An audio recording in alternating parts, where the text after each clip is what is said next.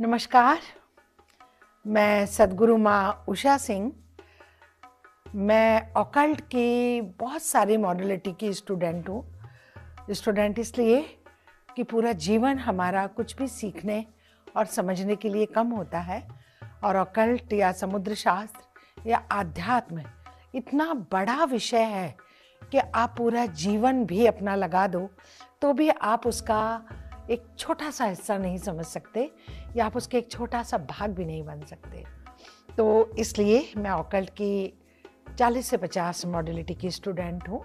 नित्य कुछ नया सीखती हूँ, और आज मैं आप लोगों से एक बहुत सेंसिटिव या बहुत बड़े या बहुत गहरे टॉपिक पे बात करना चाह रही हूँ, या उसके बारे में चर्चा करना चाह रही हूँ। अध्यात्म, इसको अगर हम शब्दों में परिभाषित करना चाहें तो सबका अपना अपना तरीका है, सबकी अपनी अपनी डेफिनेशन, सबकी अपनी अपनी परिभाषा है। लेकिन ऑकल्ट या अध्यात्म को अगर हमें समझना है तो क्या आपने कभी ये सोचा है, या आपकी कल्पना में भी आ सकता है कि कोई भी व्यक्ति यहाँ बैठकर, दुनिया के किसी भी कोने में बैठे व्यक्ति या अपने घर के किसी भी कमरे में बैठे हुए व्यक्ति को अपनी हीलिंग या अपनी इनर एनर्जी या अपनी इनर पावर के द्वारा ठीक कर सकता है, उसको रिलीफ दे सकता है, उसको हील कर सकता है, उसको उसकी किसी भी प्रॉब्लम का समाधान दे सकता है, चाहे वो शारीरिक हो या मानसिक हो। सुनने में आपको अवश्य अजीब लग रहा होगा, लेकिन कम शब्दों में इतना कहना चाहती हूँ कि जहाँ पर मेडिकल साइंस या साइंस खत्म होती है या समाप्त होती है, वहाँ से ऑकल्ट या अध्यात्म की शुरुआत होती है। डेफिनेटली आपके लिए यह अविश्वसनीय हो सकता है, इसीलिए मैंने कहा कि मैं एक बहुत संवेदनशील विषय पर आप लोगों से बात करने जा रही हूँ, क्योंकि करीब 35 ईयर्स से मैं इस क्षेत्र में काम कर रही हूँ, और मैंने बहुत सारे केसेस मेरे आगे हैं, और बहुत सारे स्टूडेंट्स, करीब 17-18 हज़ार स्टूडेंट्स को तो मैं पढ़ा ही चुकी हूँ, और बहुत सारे केसेस मेरे पास आते हैं, तो जिसमें तरह तरह के नए अनुभवों का हमको रोज़ एक सामना करना पड़ता है, या एक नया अनुभव निकल कर सामने आ जाता है, जिस पे वाकई सबके सोचने का विषय है। या साइंस भी अगर ऐसे केसेस उसके आगे रखे जाएं तो साइंस के लिए भी उस पर बिलीव करना मुश्किल होगा, क्योंकि साइंस हमेशा प्रत्यक्ष में बिलीव करती है।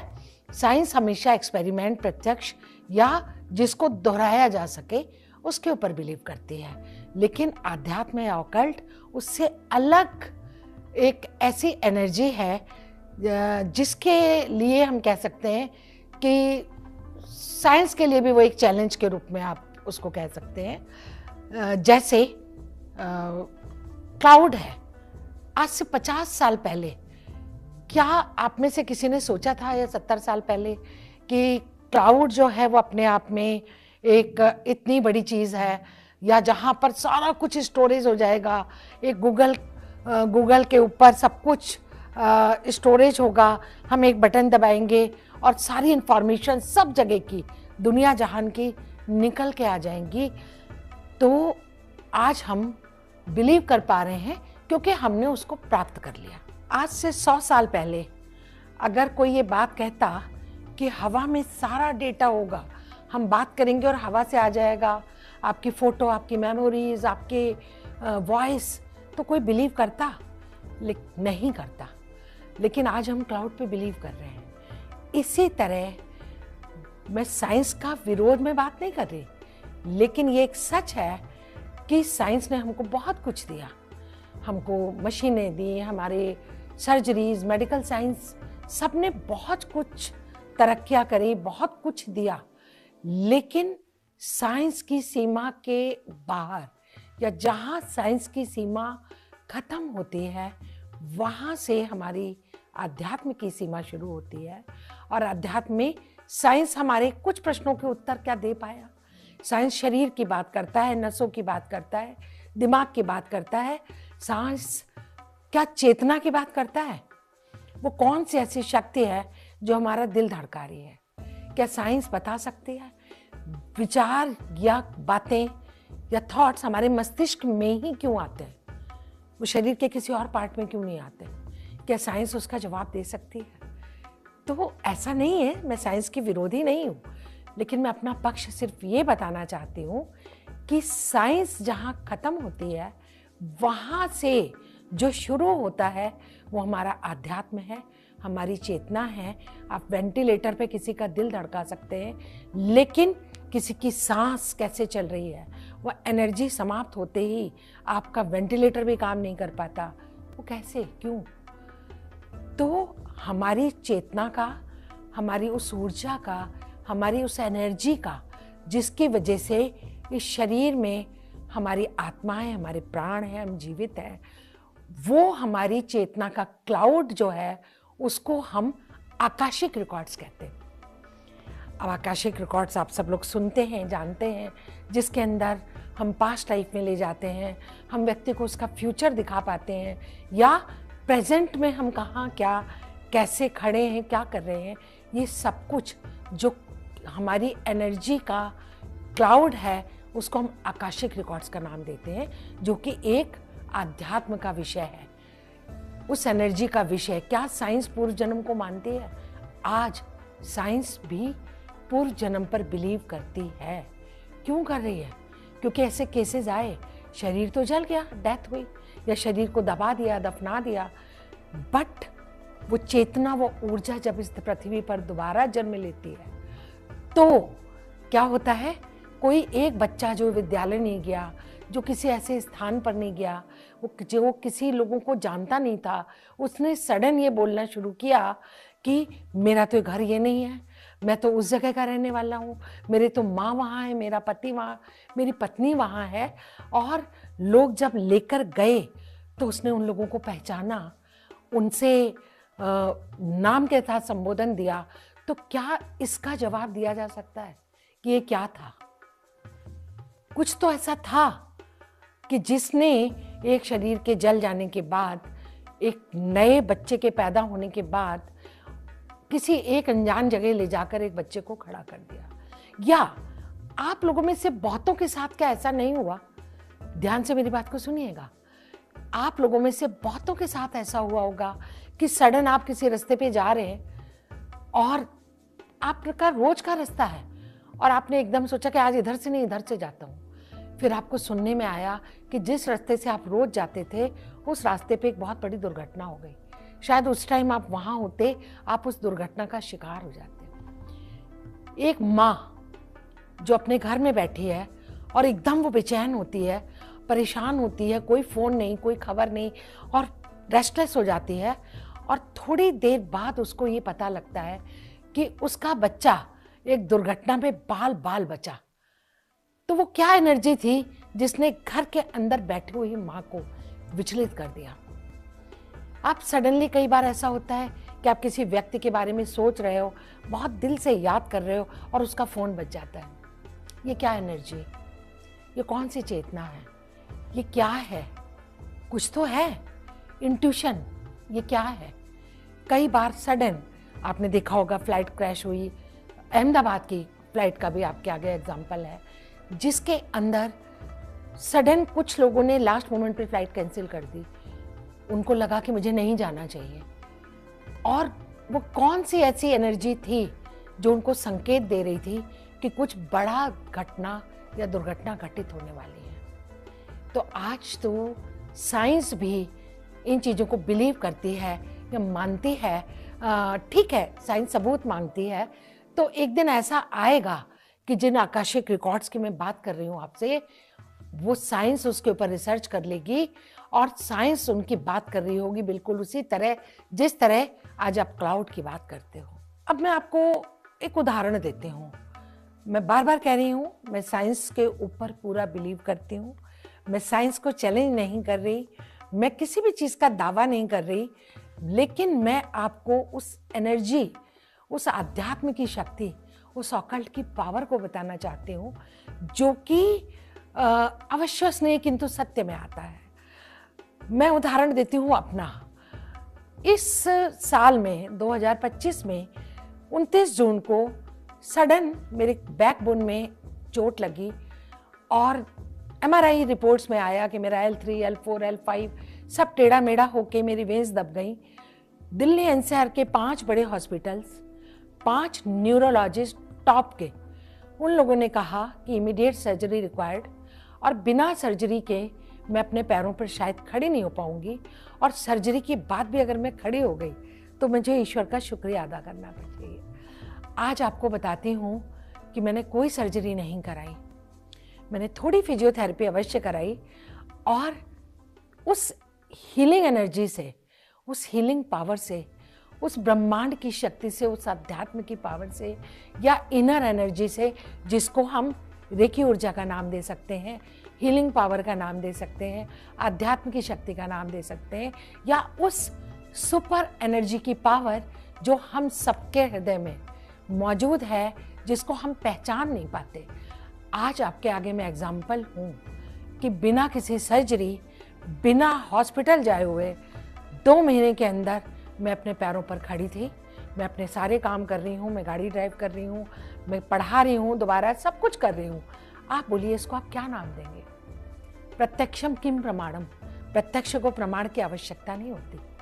मैं किसी और की बात नहीं कर रही, मैं अपनी बात कर रही हूँ। मैं आपके आगे बैठी हूँ, मेडिकल साइंस के लिए सामने एक चैलेंज के रूप में बैठी हूँ। जो 5 टॉप के न्यूरोलॉजिस्ट के हिसाब से मैं कभी भी अपने पैरों पर खड़ी नहीं हो सकती थी, और शायद आफ्टर सर्जरी भी नहीं। तो आप इसको क्या नाम देंगे? कोई तो शक्ति, कोई पावर, कोई एनर्जी, कोई इनर ऐसी शक्ति जो कहीं ऐसी जगह से जुड़ी है, जो हमारे अंदर उस शक्ति को देती है कि हम चाहें तो कुछ भी कर सकते हैं। ये जो शेर, शायरियाँ, कविताएं लिखी गई हैं, क्या आपको लगता है ये सिर्फ कोरी कल्पना है? ये सब सत्य पे आधारित है। नासा भी तो मानता है, नासा भी तो हमारी विद्याओं में बिलीव करता है। तो ये कहते हैं ना, कहा है किसी ने कि कौन कहता है कि आसमां में छेद नहीं हो सकता, एक पत्थर तो तबीयत से उछालो यारो, या हम तो दरिया हैं, हमें कौन भला रोकेगा, जिस तरफ मुड़ जाएंगे रास्ते बन जाएंगे। तो वो कोई तो एक ऐसी एनर्जी है जो हमको इतनी शक्ति देती है कि हम साइंस के ऊपर, विज्ञान के ऊपर, या ऐसी चीजों के ऊपर विजय प्राप्त कर लेते हैं जिसको लोग कहते हैं कि ये पॉसिबल नहीं है। मैं आकाशिक रिकॉर्ड्स पढ़ाती हूँ, मैं पेंडुलम डाउजिंग पढ़ाती हूँ, मैं वास्तु पढ़ाती हूँ, मैं एस्ट्रोलॉजी पढ़ाती हूँ, न्यूमरोलॉजी पढ़ाती हूँ, मैं बहुत सारी ऐसी चीज़ें पढ़ाती हूँ जिसके अंदर, मैंने अभी आपसे आकाशिक रिकॉर्ड्स की बात करी, जिसके अंदर पास्ट लाइफ आता है। मैं ऐसे सैकड़ों, क्या हजारों उदाहरण दे सकती हूँ जिसमें स्टूडेंट्स जिनको मैंने पढ़ाया वो पास्ट लाइफ में गए और उन्होंने ऐसे ऐसे शक्लें देखी, ऐसे कंट्री देखे, ऐसे लोग देखे जिनको वो लाइफ में ना पहले कभी मिले थे, ना जिनसे उनका सामना हुआ था, और वो उनको देख कर आए, ऐसे अनुभवों के साथ आए कि उन्होंने बोला कि हमारे रोंगटे खड़े हो गए। हमको नहीं पता वो कौन सी दुनिया थी। उन्होंने खुद को अनजाने देशों में देखा, वो खुद को भी नहीं पहचान पा रहे थे कि वही है, ये उनकी सोल की पास्ट की जर्नी है, बट उन्होंने ऐसी यात्राएं की। मैंने फ्यूचर लाइफ की जर्नी कराई जिसमें लोगों ने अपने भविष्य को देखा और कुछ टाइम में उन्होंने उसको चरितार्थ होते देखा। इसको आप क्या कहोगे? कुछ लोगों ने अपनी मृत्यु तक देख ली, उनकी मृत्यु कैसे होगी। मैं अगर बात करूं आपसे पेंडुलम डाउजिंग की, तो आपको दिखाती हूं। ये होता है पेंडुलम, दिस इज पेंडुलम। मैं पेंडुलम डाउजिंग भी पढ़ाती हूँ, मैं रेकी ग्रैंड मास्टर भी हूँ, मैं लामा फेरा भी करती हूँ, मैं थेटा हीलिंग भी करती हूँ। हीलिंग की कोई ऐसी मॉडलिटी नहीं है जिसके ऊपर मैंने काम नहीं किया। तो हीलिंग क्या है? हीलिंग हमारी इनर पावर है, एनर्जी है। रेकी क्या है? ये हमारी आंतरिक शक्ति है, ये हम सबके अंदर मौजूद है। बस होता क्या, आप उसको समझते नहीं हो। मैंने आपको बोला मैं पेंडुलम पढ़ाती हूँ, ये पेंडुलम है, ये डाउजिंग विद्या का एक रूप है, इसको हम पेंडुलम कहते हैं, इसको भी मैं पढ़ाती हूँ। तो मैं कहना चाहती हूँ कि पहले कुएं, तालाब, बावड़ी, पानी का स्तर कहाँ नीचा होगा या कहाँ ऊंचा होगा, कहाँ कुआं खोदना चाहिए, क्या उस टाइम साइंस इतनी डेवलप थी? नहीं थी। यही विद्या थी, यही एनर्जी थी जो ये बताती थी, जो साधुओं के पास थी, संतों के पास थी, जो ये बताती थी कि किस जगह पानी का स्तर ऊपर होगा, यहाँ हम अगर खुदाई करें तो हमको पानी ऊपर मिल जाएगा। कहाँ हम कुआं बनाएं, कहाँ तालाब बनाएं, कहाँ बावड़ी बनाएं, कहाँ की एनर्जी राजभवन के लिए कुछ उचित है, कहाँ की एनर्जी गुरुकुल बनाने के लिए उचित है, कहाँ पर आश्रम बनाएं। ये सब कुछ क्या था? ये सारा कुछ साइंस जिसको आज आप इक्विपमेंट से जानते हो, ये एनर्जी के रूप में हमारे पास मौजूद थी। ये पूरी साइंस एक एनर्जी के रूप में हमारे पास थी और हम सब उसी आध्यात्म की एनर्जी से, उसी पावर से सब कुछ जान लेते थे। और मैं बात करती हूँ अगर पेंडुलम की, आप बिलीव करेंगे, इस पेंडुलम से मैंने लोगों का जीवन और मृत्यु दोनों जाना है। कितनी गायनेकोलॉजिस्ट हैं जो मेरी स्टूडेंट हैं। मैंने प्लेसेंटा डाउजिंग, ये विद्या, इसका इजाद मैंने किया। निसंतान दंपत्ति या कपल्स जिनके बच्चे नहीं हो रहे या आईवीएफ से वो लोग संतान पैदा करा रहे हैं, मैंने इस पेंडुलम की एनर्जी से कंसीव कराया है लोगों का। क्या आप बिलीव करेंगे इस चीज़ पर? नहीं कर पाएंगे आप आराम से, बट मैं आपको उन सारे गायनेकोलॉजिस्ट के नंबर दे सकती हूँ जो मेरी स्टूडेंट हैं, जिन्होंने मुझसे ये सीखा, जिन्होंने मुझसे बाद में फ़ोन करके कहा कि जहाँ सिजेरियन डिलीवरी बोली गई थी वहाँ नॉर्मल डिलीवरी हो गई। इस विद्या से उन्होंने लेबर पेन को कम कर दिया, सहज प्रसव इससे मुमकिन हुआ। तो ये सब क्या है? ये आध्यात्म है, ये हमारी इनर पावर है, ये वो चेतना है। अब आप अगर सोचेंगे पेंडुलम कैसे काम करता है, साइंस के हिसाब से हमारे कुछ वेव्स हैं, बॉडी में तरंगे हैं जिनके साथ मिल करके ये हिल रहा है, लेकिन ऐसा नहीं होता। ये यस और नो के उत्तर कैसे देता है?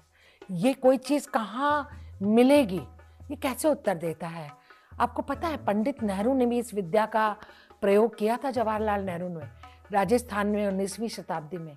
किस लिए? कि वहाँ पानी का लेवल बहुत नीचे है, तो कहाँ पर हमको पानी ऊपर प्राप्त होगा, ये उन्होंने इस विद्या के थ्रू उन जगहों पर कुएं खुदवाए थे। तो कुछ तो है ना, कोई तो ऐसी एनर्जी है ना, कोई तो ऐसी पावर है ना जो काम कर रही है। अब ये पेंडुलम कैसे काम करता है? ये हमारी इनर पावर के साथ जुड़ के, हमारी उस ब्रह्मांड की एनर्जी के साथ कनेक्ट होकर हमें दोनों को कनेक्ट करता है और हमको एक्यूरेट आंसर देता है। यहाँ तक कि कोई रोग हमारे शरीर में अगर हुआ और डॉक्टर के पास हम गए, उसने सही नहीं बता पाया या उसने डायग्नोस उसका गलत हो गया, मैं डॉक्टर्स को चैलेंज नहीं करिए, मुझे क्षमा करिएगा। मेरा उद्देश्य मेडिकल साइंस को चैलेंज करना नहीं है, मैं किसी भी साइंस को चैलेंज नहीं कर रही, मैं अपनी बात आप तक पहुंचा रही हूँ कि वाकई साइंस, मेडिकल साइंस से ऊपर भी कुछ है। तो वहाँ पर मेरे आगे ऐसे कितने केसेस हैं जहाँ अगर किसी को कोई रोग बताया गया और डॉक्टर के ट्रीटमेंट से ठीक नहीं हो रहे, आप बिलीव करेंगे कि इस विद्या ने, पेंडुलम ने उसकी बॉडी को स्कैन कर दिया, ये बता दिया कि उसके बॉडी के किस पार्ट में कहाँ पर प्रॉब्लम है, और बाद में टेस्ट में एग्जैक्टली उसी स्थान पर प्रॉब्लम थी। आप इसको क्या बोलोगे? There is something. आज तो हॉस्पिटल्स में भी डॉक्टर्स बिलीव करते हैं कि जहाँ पर दवा काम करना बंद कर देती है, वहाँ दुआ काम करती है। डॉक्टर्स कहते हैं दुआ करिए, और ऐसे बहुत से केसेस हैं जो दिल से की हुई दुआ से मौत के मुंह से लोग आ गए। आजकल हॉस्पिटल्स में काउंसलिंग रूम बन गए हैं, मंदिर घुसते ही सामने हैं, प्रेयर रूम्स बन गए हैं। क्यों? क्योंकि डॉक्टर भी बिलीव करते हैं कि जहाँ पर उनकी दवा काम करना बंद कर देती है, वहाँ दुआ या पेशेंट की इनर पावर, विल पावर काम करती है। मैं किसी अंधविश्वास की बात नहीं कर रही, ना मैं किसी मेडिकल चैलेंज की बात कर रही हूँ, ना मैं आप लोगों को डराने की बात कर रही हूँ। मैं इस तरह का कोई भी बात आप लोगों से नहीं करना चाहती। मैं आप लोगों को ये समझाना चाहती हूँ कि हमारे अंदर वो शक्ति है, या हमारे आध्यात्म में, हमारी ऑकल्ट में वो पावर है कि हम जो चाहें कर सकते हैं, हम जो चाहें प्राप्त कर सकते हैं। क्यों हम बात करते हैं इंट्यूशंस की? इंट्यूशन क्या है? क्यों बात करते हैं मेडिटेशन की? मेडिटेशन को अब साइंस भी मानती है, इंट्यूशंस को साइंस भी मानती है। क्यों मानती है? क्योंकि उनको पता है कि हमारे अंदर वो पावर है, वो इंट्यूटिव पावर है कि अगर हम थोड़ा भी अपने को अंदर से स्ट्रांग बना ले। स्ट्रांग कैसे बनाना होता है? स्ट्रांग बनाने के लिए बहुत कुछ आपको घंटी नहीं बजानी होती, आपको मंत्रोच्चाप नहीं करना, आपको कुछ नहीं करना। अगर आप एक अच्छे इंसान बन जाते हैं, थोड़ी सी अपनी एनर्जी को पॉजिटिव कर लेते हैं, थोड़ा से अपने विचारों को शुद्ध कर लेते हैं, लोगों के लिए गलत सोचना, गलत बोलना या लोगों के प्रति बुरी भावनाओं को रोक लेते हैं, तो आप बिलीव करेंगे कि सिर्फ इस छोटे से एक प्रयास से आप थोड़ा सा अपने ऊपर ये काम या ये एक्सरसाइज कर लें, तो आप अपने आप में इतनी स्ट्रॉन्ग पर्सनालिटी इंडिविजुअल हो, या आपके अंदर उस ब्रह्मांड की, उस चेतना की, उस एनर्जी को तो साइंस भी मानती है ना, देयर इज समथिंग, कुछ एनर्जी है। कौन ऐसा व्यक्ति है जो एनर्जी में बिलीव नहीं करता? तो बस उस एनर्जी को ही तो हमको अपने अंदर जागृत करना है। तो उसके लिए आपको कुछ नहीं करना। मैं आपको किसी अंधविश्वास में जाने की बात नहीं कर रही, कोई जब करो तब करो, गृहस्थ आश्रम को छोड़ दो, मैं ऐसी कोई बात नहीं कर रही। मैं आपको सिर्फ कह रही हूँ कि थोड़ा सा अपने अंदर पॉजिटिव चेंज लाइए, अपने विचारों में, मन में, मस्तिष्क में। आप वो सब कुछ प्राप्त कर सकते हैं जो लोगों के लिए अविश्वसनीय है। मैं कहीं पर भी बैठकर आपको ये बता सकती हूँ, या कोई भी, अब मेरे जैसे बहुत से लोग हैं जो आपको ये बता देंगे कि आप अपने घर के किस कमरे में बैठे हो। मेरे बहुत से स्टूडेंट्स हैं, कोई कनाडा, यूएस, यूके, ऑस्ट्रेलिया, जिनका वास्तु मैंने यहाँ बैठकर किया, और मैंने उनको ये बता दिया कि वो, कई बार लोग टेस्ट करते हैं, कहते हैं ना, परीक्षा तो सीता माँ को भी देनी पड़ी थी, सीता माँ को भी अग्नि परीक्षा देनी पड़ी थी कि वो प्योर हैं। तो एज टीचर बहुत बार हमारे सामने भी ऐसे चैलेंज आते हैं या ऐसे केसेस आते हैं कि हमारा विद्यार्थी या कोई हमारी परीक्षा ले लेता है कि अच्छा आप बताइए हम अपने घर के किस कमरे में बैठे हैं, और आप कैन यू बिलीव कि मैं यहाँ बैठ के ही बता देती हूँ कि आप अपने घर के किस कमरे में बैठे हैं। आपको क्या लगता है कि मुझे कोई जादू आता है? नहीं, मुझे कोई जादू नहीं आता, ना मैं अंधविश्वास की बात करती हूँ, मैं साइंस में ही बिलीव करती हूँ। साइंस धीरे धीरे चीज़ों को मानता है, या जैसे जैसे आगे बढ़ता है उसमें बिलीव करता है, लेकिन हर सत्य को नापने का कोई थर्मामीटर नहीं होता। सत्य को नापा नहीं जा सकता, सत्य को तोला नहीं जा सकता, लेकिन सत्य होता है। सत्य सत्य ही होता है। जिस तरह बहुत सी चीज़ों को आज से 100 साल पहले साइंस नहीं मानता था, वो उनके लिए एक कल्पना थी, उसी तरह आज जिस आकाशिक रिकॉर्ड्स की मैं आपसे बात कर रही हूँ, मैं पास्ट लाइफ की बात कर रही हूँ, मैं फ्यूचर लाइफ की बात कर रही हूँ, या मैं पेंडुलम की एनर्जी की बात कर रही हूँ, रेकी एनर्जी की बात कर रही हूँ, मैं कोई भी बात कर रही हूँ, कल साइंस उसके ऊपर रिसर्च करेगा, या हो सकता है अभी भी कर रहा हो, और मानेगा, वहाँ तक पहुँचेगा। क्या कभी आपने सोचा था कि मनुष्य चांद पर पहुँचेगा, मनुष्य मंगल पे पहुँचेगा? लेकिन मनुष्य चांद पे पहुँचा। हमने क्या किया? हमने तो चांद को एक ग्रह समझकर उसके ऊपर स्टडी करी। ज्योतिष शास्त्र में हमने चांद को एक ग्रह माना और उसके ऊपर हमने अपनी ज्योतिष की। लेकिन आज व्यक्ति चांद के ऊपर पहुँच गया। क्यों? क्योंकि साइंस डेवलप हुई। साइंस का डेवलपमेंट में हम चांद पर पहुँचे, हम मंगल पे पहुँचने की बात कर रहे हैं। तो उसी तरह एक दिन आप आकाशिक रिकॉर्ड्स को भी सत्य मानोगे कि वहाँ पर हमारे कर्मों का, हमारे इस जीव का, हमारी आत्मा का, हमारे आत्मा का जो क्लाउड है वो आकाशिक रिकॉर्ड्स हैं। जिस तरह यहाँ क्लाउड में आप एक एक मोमेंट को कैद करते हो, एक पिक्चर, एक तस्वीर, एक लिप मोमेंट, सब कुछ क्लाउड में स्टोर्ड है। इसी तरह आत्मा का क्लाउड आकाशिक रिकॉर्ड्स है। एक दिन साइंस वहाँ पहुँचेगा, साइंस बिलीव करेगा, साइंस मानेगा, तब शायद मैं इस धरती पर होंगी या नहीं होंगी, लेकिन आप बिलीव करोगे। इसके साथ मैं अपने इस संवाद को, इस बातचीत को समाप्त करती हूँ ताकि आप तक उस दिव्य संदेश को बस पहुंचा पाऊँ।